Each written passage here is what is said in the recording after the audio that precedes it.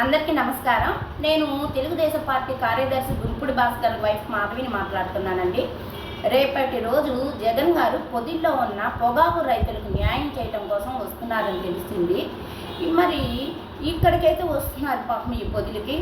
అక్కడ రాజధాని యొక్క మహిళలను కించపరుస్తున్నారు. అక్కడ న్యాయం చేయని రైతులకి ఇక్కడేదో న్యాయం చేద్దామని వస్తున్నారంటే అదైతే చాలా హాస్యంగా ఉంది.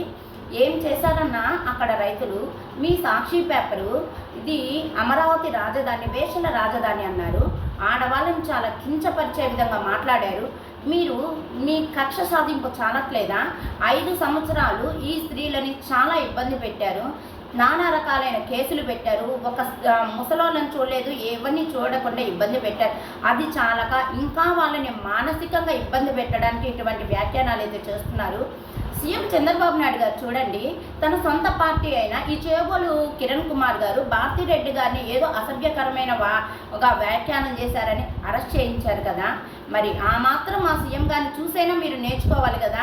మీరు ఏం చేయాలి, ఏం కోరుకుంటున్నారు? ఈ ఆడవాళ్ళు మీ నుంచి క్షమాపణ కోరుకుంటున్నారు. అమ్మ భారతిరెడ్డి గారు, మీరిద్దరు కలిసి ఈ స్త్రీ జాతికి మీరు క్షమాపణ చెప్పాలమ్మా.